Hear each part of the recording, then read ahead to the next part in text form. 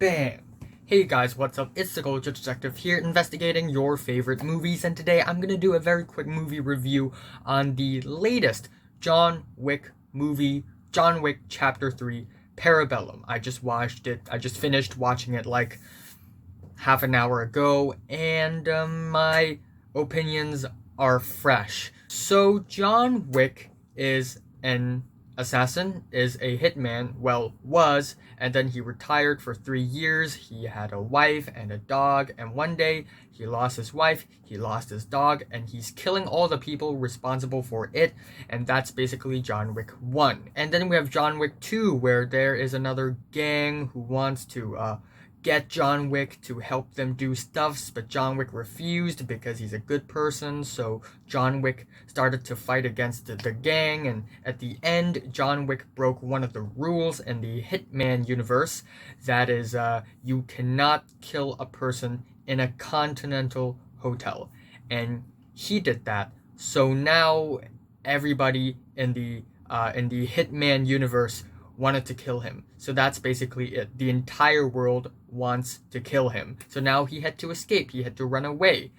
And that's basically the movie without spoiling much for you. First of all, I want to say that the premise really makes the plot way more intense and suspenseful, especially for the first act of the movie, where John Wick was at a very terrible situation where every single person who is in this Hitman underground group tries to kill John Wick. It's very intense, especially I think the second fight is, I think, my favorite fight in the movie. Either this or the last fight, because in that fight, a bunch of Chinese mafia people tried to assassinate John Wick with knives, and that scene in that very claustrophobic hallway, or that's not really a hallway, but that's a really small confined space. That scene was really suspenseful, and I love it. Also, this is an R-rated movie, and all because of violence. It's very violent, it's very gritty, and as a person who likes action movies, something this violent and this gritty and this bloody can be really enjoyable, especially when you root for John Wick so hard. And then we have the second act, where John Wick goes to Casablanca, Morocco, and meets up with Halle Berry, and the second act isn't that great in my opinion. It's a little bit more quiet, and when there's an action sequence in the second act, it's not as exciting because you know that John Wick has a partner now.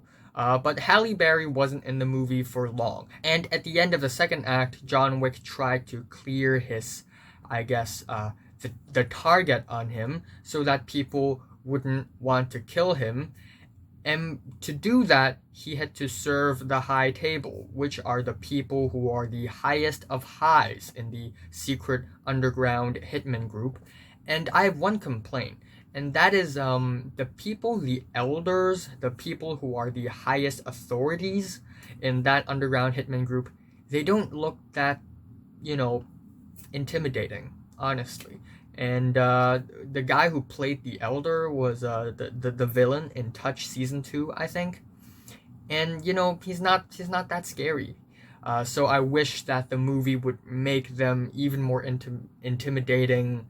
But still, that's just a small complaint. That's just a minor flaw. And in the third act, he went back to New York, and again, everybody's trying to kill him. Everybody in this Hitman underground group, including that bald Japanese guy, tried to kill him. And man, the action sequences, they're insane. And in order to drop this target, he had to kill one of his best friends. And then he made a decision and did the right thing. And I'm not going to spoil much, but the fight at the end, the huge fight at the end of the third act, it's pretty amazing, not going to lie. Every fight just gets more and more difficult until the very end, where it gets very complicated, and it's extremely entertaining, really intense, and really suspenseful, and really well choreographed as well. And one thing that I really, really like about John Wick movies, the whole trilogy themselves, is the cinematography. I think the lighting, The colors of the lighting, they are amazing. Most of the scenes take place at night, and when it's nighttime, it's more artificial lights than natural sunlight. So the director really knows how to toy around with neon lights and make a lot of the shots look really interesting and colorful, and I actually really love it. And also the action sequences themselves are really, really entertaining. Really, really well done, well shot, well edited. The sound effects, they hit hard. They're punchy.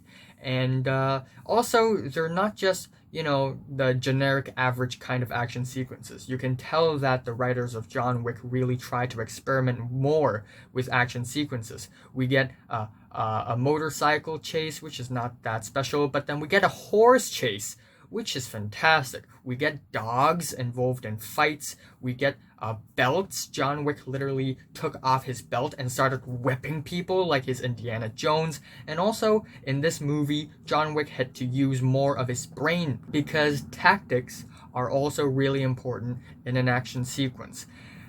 However, it's not true that this movie is flawless. There are flaws in the movie. First of all, another minor flaw, it's a violent movie and I like it, but sometimes there are just so many unnecessary violence that could have just cut off and it wouldn't do anything to the plot at all. Like, there's one shot where a Russian ballerina ripped off her toenail, totally unnecessary, or another scene that's actually really necessary to the plot, but not so necessary like 10 minutes later, because John Wick made a choice, and that choice costed a piece of him, like physically a piece of him. And then 10 minutes later, he sort of reverted that choice again.